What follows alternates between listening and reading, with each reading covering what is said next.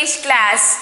So, we have successfully completed our first chapter, The Portrait of a Lady. I hope you understood the chapter and you have gone through the chapter and you read the chapter.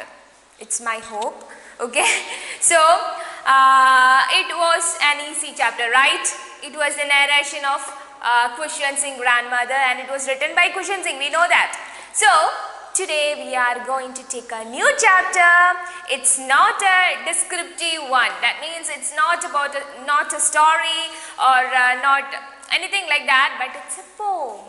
So, our chapter's name is A Photograph. Okay, A Photograph written by Shirley Tolson. So, it's a very simple poem. And we have to read between the lines. Do you understand what I meant? Between the lines. We have to read between the lines means there are so many hidden meanings. While when we read the poem initially, just go through the poem, we can understand a surface meaning. If we reread it, we get some more meaning. If we reread it again and again and again, we got the actual meaning what the poet meant. Okay, or I tried to convey. So, let's start. Are you ready? I hope you are ready. Okay, so a photograph. Before entering into the poem, I just want to discuss or to give just an introduction about this chapter. Okay, about this poem. A photograph. While hearing all our chapters are just related to photograph, portrait, all those things. We don't know why. Maybe your syllabus is like that. Okay, a photograph. While hearing it, we can understand that it is about a photograph. Okay, so we don't know whose photograph is this and what is the content of this poem. All those things we don't know because we are going to study it. Okay, so this poem, A Photograph, is written by Shirley Tolson. In this poem, the poet recalls her mother and her memories by looking at a childhood photograph when her mother was 12 years and so. So, like Khushwant Singh chapter, Portrait of a Lady, there he portrayed the picture of his grandmother and he is narrating the story related to the grandmother. Similarly, or similar to that, here also a photograph in this poem, Shirley Tolson, our poet, is describing about her mother. She has a photograph of her mother and this poem is revolved around that photograph. Okay, so let's start. Maybe I think it's interesting, so I'll try to make it interesting for you too. Okay, so let's read a photograph. The cardboard shows me how it was when the two girls' cousins went paddling, each one holding one of my mother's hands, and she, the big girl, some 12 years or so. All three stood still to smile through their hair at the uncle with the camera. A sweet face, my mother's, that was before I was born. And the sea, which appears to have changed less, washed their terribly transient feet. Some 20-30 years later, she would laugh at the snapshot. See, Betty and Dolly, she would say, and look how they dressed us for the beach. The sea holiday was her past, mine is her laughter. Both ride with the labored ease of loss. Now, she has been dead nearly as many years as that girl lived. And of this circumstance, there is nothing to say at all. It's silence, silences. This is the poem. So, just read it again. The cardboard shows me how it was when the two girl cousins went paddling, and she, the big girl, some 12 years or so. All three stood still to smile through their hair.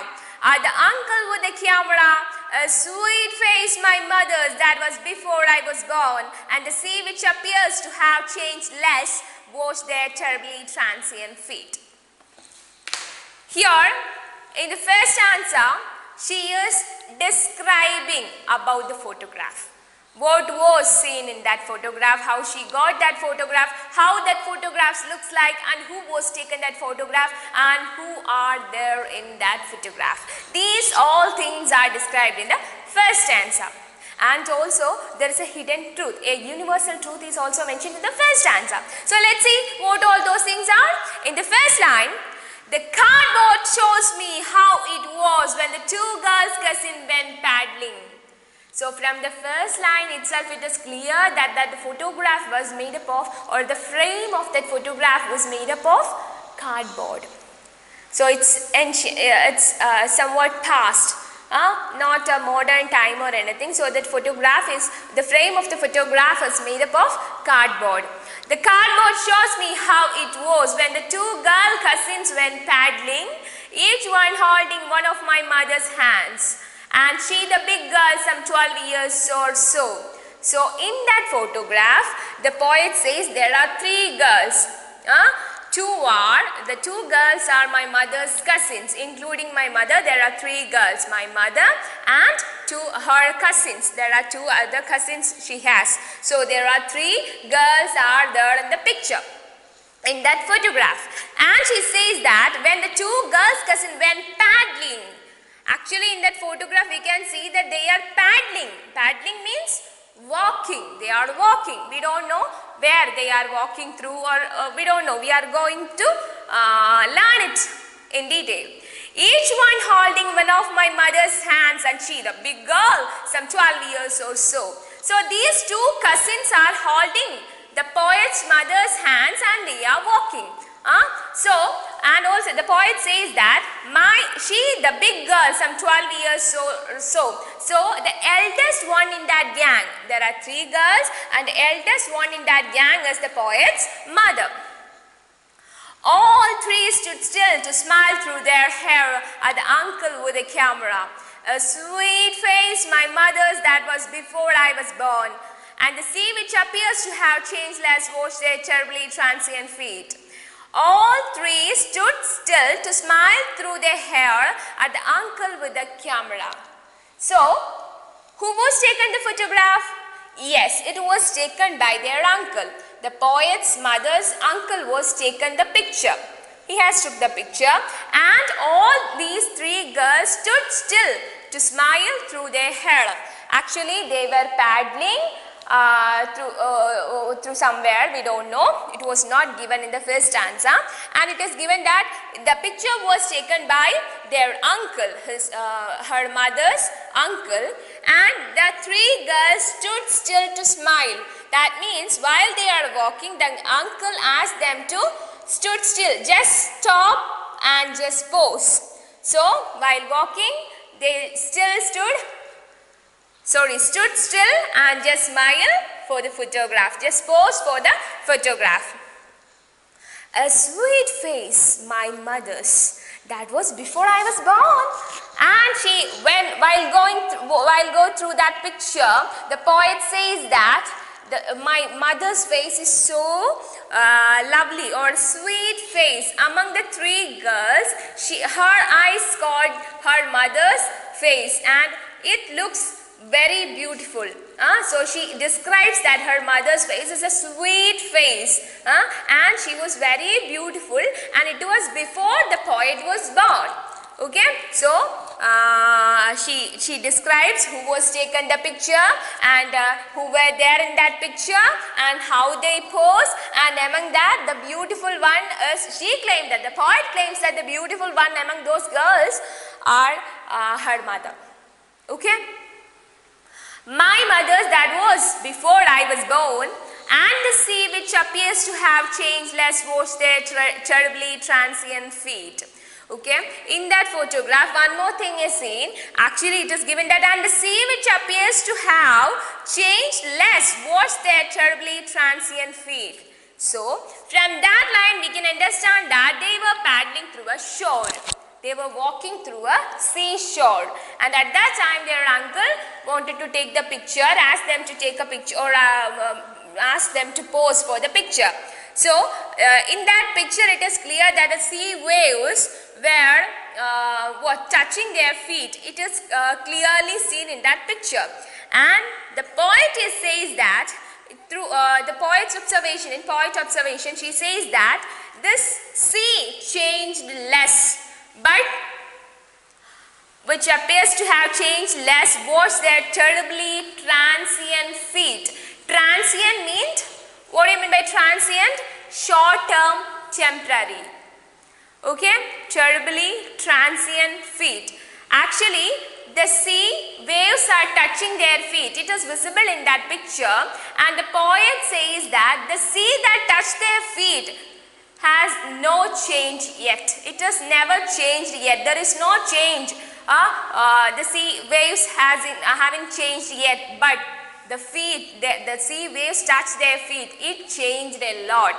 That means their mother and her mother and these two girls are grown up, and they become so old now.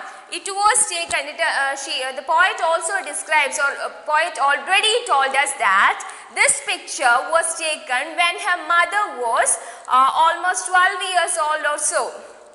So now she says that my mother has changed. Indirectly she is saying that my mother has changed a lot, but that sea doesn't change yet.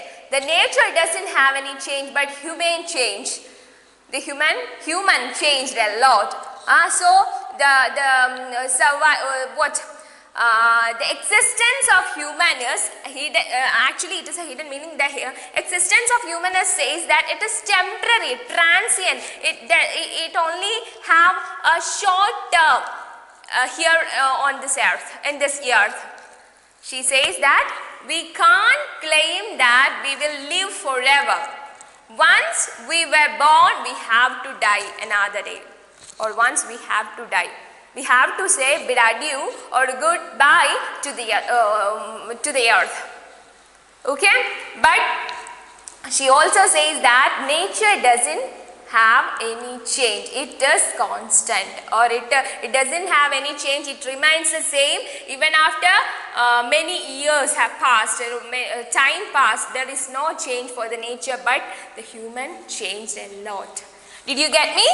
I hope you get me. So, once again, I'll read the stanza for you. The cardboard shows me how it was when the two girl cousins went paddling, each one holding one of my mother's hands, and she, the big girl, some 12 years or so. All three stood still to smile through their hair at the uncle with the camera, a sweet face. My mother's that was before I was born, and the sea which appears to have changed less, washed their terribly transient feet. Okay, let's move on to the next stanza. Some 20-30 years later, she would laugh at the snapshot. See, Betty and Dolly, she would say, and look how they dressed us for the beach. The sea holiday was a past, mine is a laugher. Both ride with the liberties of laws. Okay, in the first stanza, she described about the childhood picture of her mother. In the first phase, in the first stanza, she is describing the first phase, that is about her mother's childhood. And in the second stanza, she is describing that some 20-30 years later, she would laugh at the snapshot. See, Betty and Dolly, she would say, and look how they dressed us for the beach. The sea holiday was a past, mine is a laugher, both ride with the liberties of laws. In the second stanza, she says that the poet is saying that after 30 or 40 years old, or during the middle age of her mother, when her mother entered into the middle age, she often take this picture, this photograph, and have a discussion with her daughter.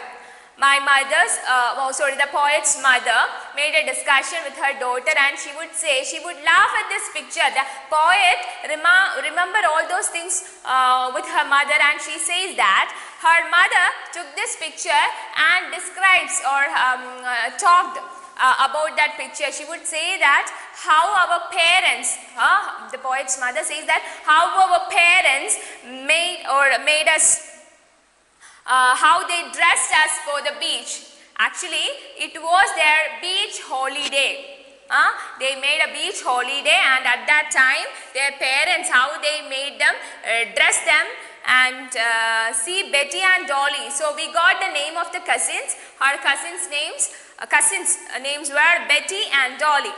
So in that picture we have seen three girls, Betty, Dolly and our poet's mother.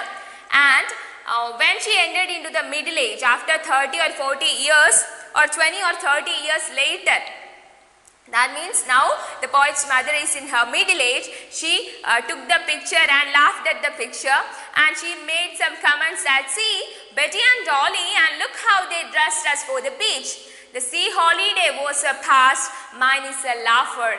Both ride with the labor days of lows. That means in her middle age, she took the picture and enjoyed. She made so many comments on that picture, because from that description or from that talk, the poet understood that it was her mother's favorite moment in the childhood, in the past. It was her mother's most favorite moment, that was the sea holidays. That moment she enjoyed with her cousins. It was her favorite moment. When sea holidays or beach holidays, she enjoyed a lot. But while looking at the picture, and she says many things related to that, and our poet is listening to all those things and watch how her mother smiles. Okay? When she says the poet's mother's favorite moment was those beach holidays in her past, but whereas I will explain once again. Those beach holidays were the favorite moments of her mother in her past. Whereas our poet's favorite moment was, or favorite memories was, to see that smile on her mother's face while describing about this picture. So, it was actually a treasure for her mother, this picture. The picture of her mothers and her cousins was a treasure for her mother, the poet's mother, because she enjoyed a lot during that childhood days. So she knows that it can't be regained, so it was a favorite, she fond of that picture very much. While whenever she took the picture and says something, she smiles at that picture because she is much happy to see those memories. At that time, that smile is a favorite thing that the poet has. Her mother's smile is a favorite thing of our poet. Whereas those memories in that beach holidays were the favorite moment of the poet's mother. Did you get me? So, after discussing about the picture and make comments upon it, after making all these comments, they also says that, the poet also says that, both ride with the labor days of lows. That means, both of them knows that those days won't regain. We can't regain those memories. Actually, her mother, I told you that her mother enjoyed a lot in her childhood during the sea holidays, and those beach holidays were her favorite memory, and her mother knows that it can't be regained. Also, the poet indirectly says that that smile of her mother also can't be regained. It was our poet's favorite moment was her mother's smile. It also can't be regained. Why? Let's see. Okay. Also, she says that both of them, the mother and the poet, is now cope up with what they have. They know those things are nostalgic now. They are now on the memory lane, so they can't be regained. So they cope up with that. They know that. They understood the fact that they can't be regained it. That's why it explains that both ride with labored ease of lows. Very effortfully they tried to make them understand that those things are their past.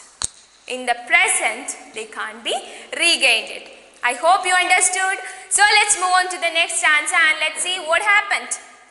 Now she has been dead nearly as many years as that girl lived, and of these circumstance there is nothing to say at all. It's silence, silences.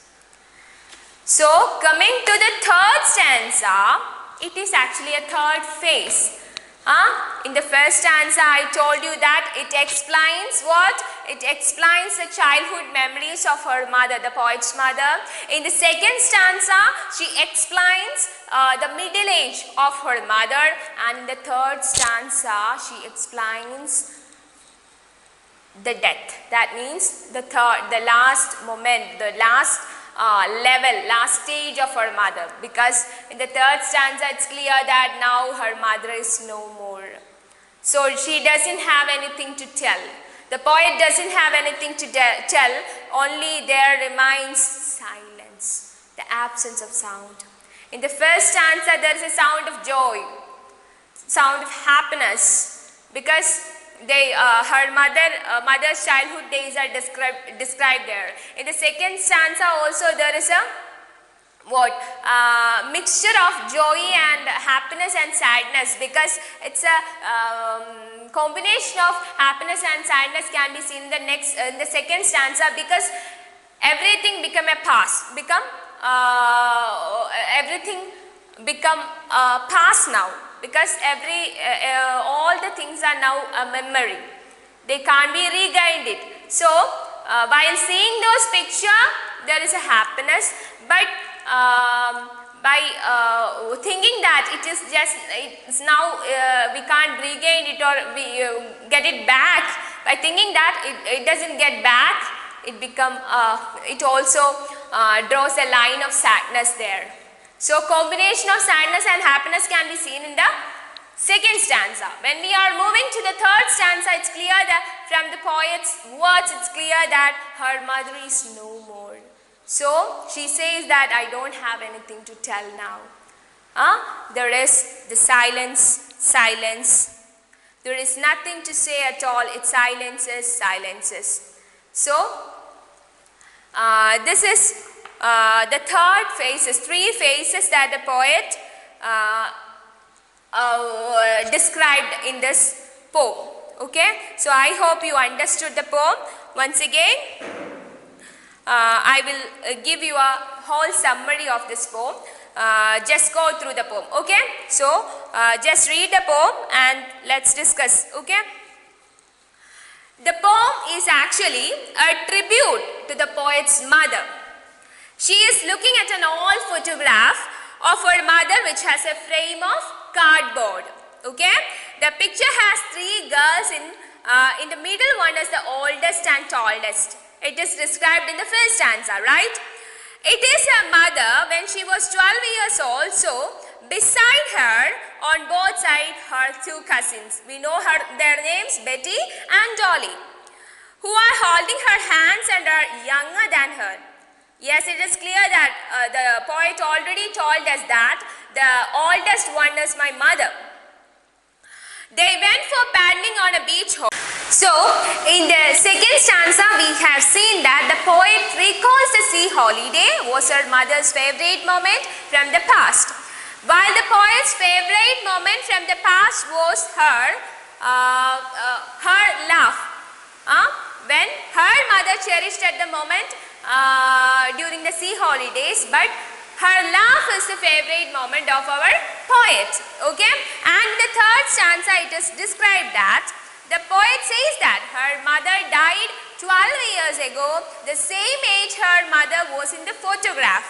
Whenever the poet thinks of her mother's death, she cannot explain what effect it made on her. Death has silenced the poet.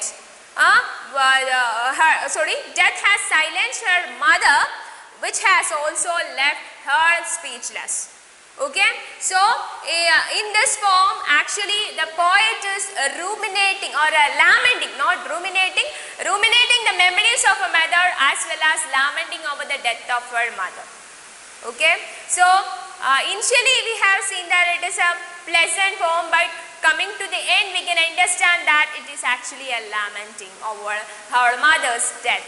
So it's a very good poem, very good to read, very well, it's very easy to understand. So go through the poem and understand the poem. So let me conclude. Thank you.